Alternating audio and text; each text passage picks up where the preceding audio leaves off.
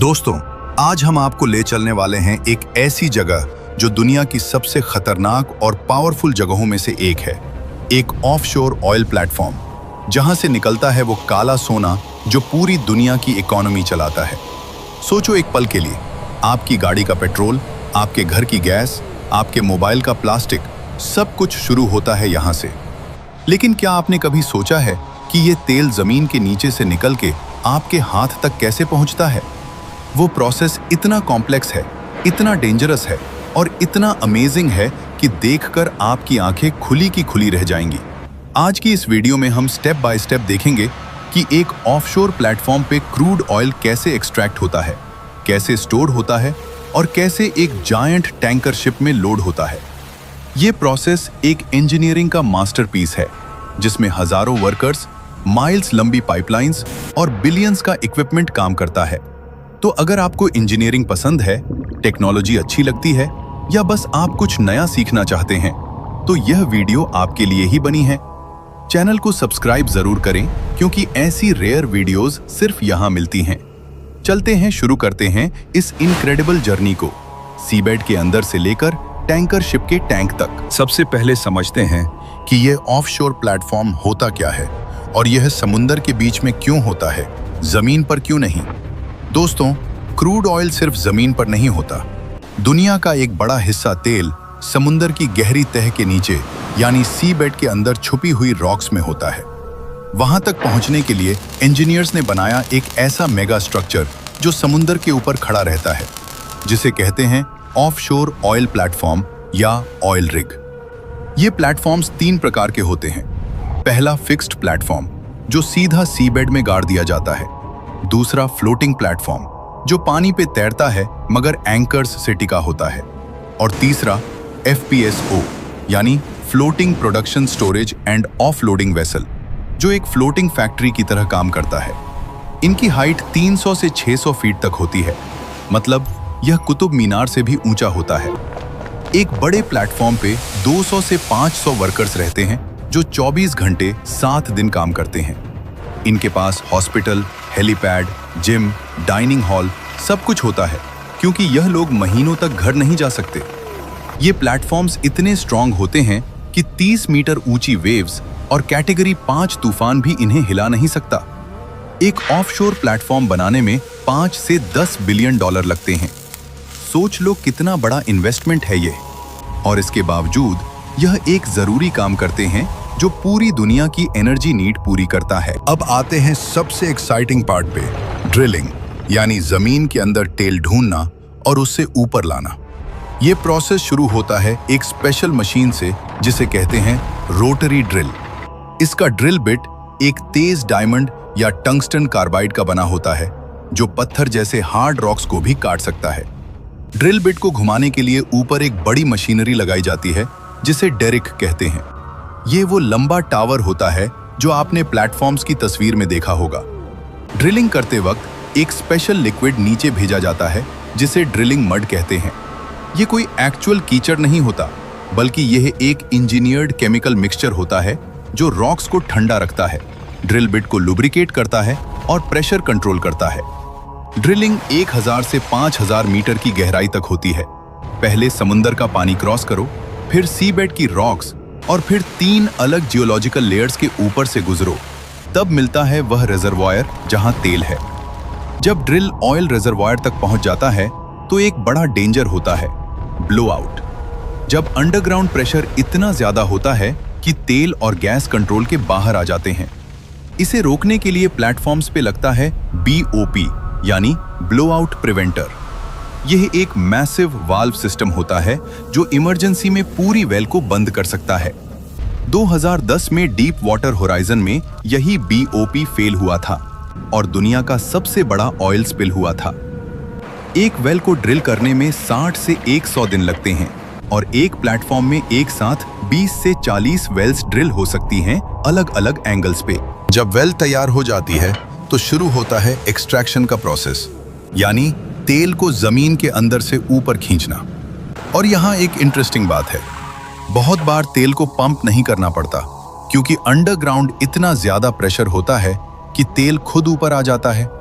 इसे कहते हैं नेचुरल फ्लो। जैसे एक सील्ड बॉटल को खोलो तो पानी खुद बहने लगता है। लेकिन जब प्रेशर कम होता है तो यूज करते हैं सबमर्सिबल पंप्स या गैस इंजेक्शन, जिसमें गैस को वापस नीचे डाल के प्रेशर बढ़ाया जाता है। अब प्रॉब्लम यह है कि जो लिक्विड ऊपर आता है वो सिर्फ क्रूड ऑयल नहीं होता, उसमें मिक्स होता है पानी, नेचुरल गैस, सैंड और chemicals.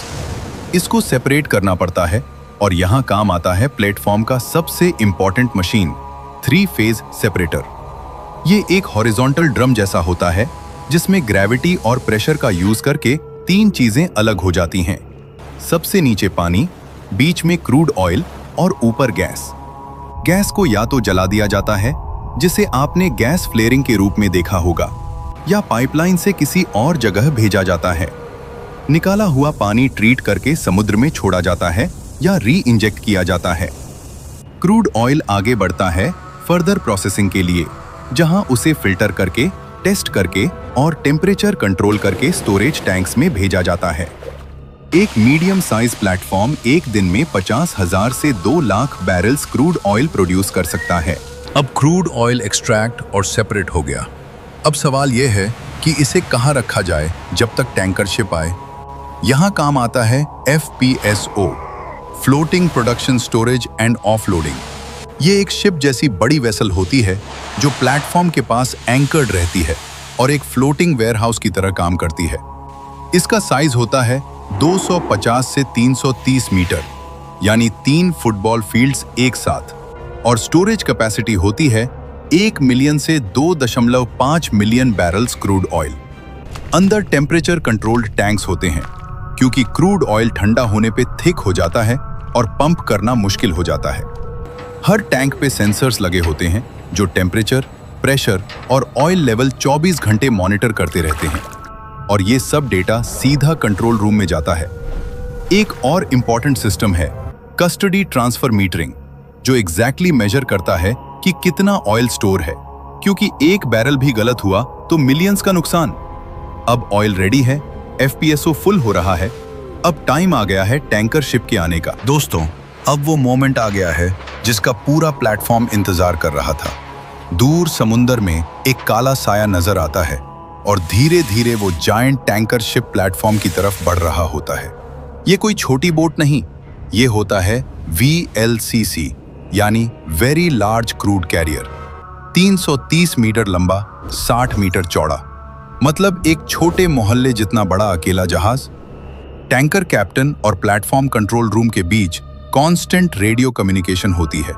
Speed, direction, wind, current सब कैलकुलेट होता है, क्योंकि एक जरा सी गलती और कैटास्ट्रोफिक एक्सप्लोजन। टैंकर को सही पोजीशन पर लाने के लिए आते हैं स्पेशलाइज्ड मरीन पायलट्स, जो सिर्फ यही एक काम करते हैं पूरी जिंदगी। फिर शुरू होता है मूरिंग। थिक स्टील रोप से टैंकर को FPSO से बांधा जाता है। एक एक रोप का वेट 100 किलोग्राम प्रति मीटर, ताकि वह बिल्कुल हिले नहीं। आखिर में टैंकर और FPSO के बीच कनेक्ट होती है एक बड़ी फ्लेक्सिबल पाइप, कार्गो होज। यही वह मेन कनेक्शन है जिससे तेल एक वेसल से दूसरी में जाता है। इस पूरे डॉकिंग में 4 से 6 घंटे लगते हैं, क्योंकि समुंदर पर कोई मिस्टेक सेकंड चांस नहीं देती। अब आ गया है इस पूरी वीडियो का सबसे epic moment, crude oil loading. जब वो काला सोना FPSO के टैंक से निकलता है और टैंकर के अंदर जाता है। कंट्रोल रूम से सिग्नल जाता है और मैसिव पंप्स स्टार्ट होते हैं। 5000 हॉर्स पावर के पंप्स, जो 1 घंटे में 50,000 बैरल्स यानी 80 लाख लीटर तेल एक वेसल से दूसरी में डाल देते हैं। पूरी लोडिंग में 24 से 48 घंटे लगते हैं। कोई स्पार्क नहीं, कोई फ्लेम नहीं। डेडिकेटेड ऑयल ट्रांसफर टीम हर मिनट अलर्ट रहती है। जब सारे टैंक्स फुल हो जाते हैं, हर एक लीटर का हिसाब होता है और डॉक्यूमेंट्स साइन होते हैं जो बिलियंस डॉलर्स का ट्रांजैक्शन कंप्लीट करते हैं। फिर मूरिंग लाइंस खुलती हैं और वो जायंट टैंकर धीरे धीरे होराइजन की तरफ बढ़ जाता है, भारी, तेल से लदा, दुनिया की जरूरत लेकर। वो टैंकर अब रिफाइनरी की तरफ जा रहा है, जहां से बनेगा आपका पेट्रोल, डीजल, प्लास्टिक और मेडिसिन्स। तो दोस्तों, अगली बार पेट्रोल पंप पे एक पल रुक के सोचना उन हजारों वर्कर्स के बारे में जो समुंदर के बीच रात दिन काम करते हैं ताकि आपकी दुनिया चलती रहे। अगर आप डेली लाइफ में क्रूड ऑयल से बनी चीजें यूज करते हैं तो कमेंट में लिखें क्रूड ऑयल। अगर वीडियो पसंद आई तो लाइक, शेयर और सब्सक्राइब जरूर करें। मिलते हैं अगली वीडियो में।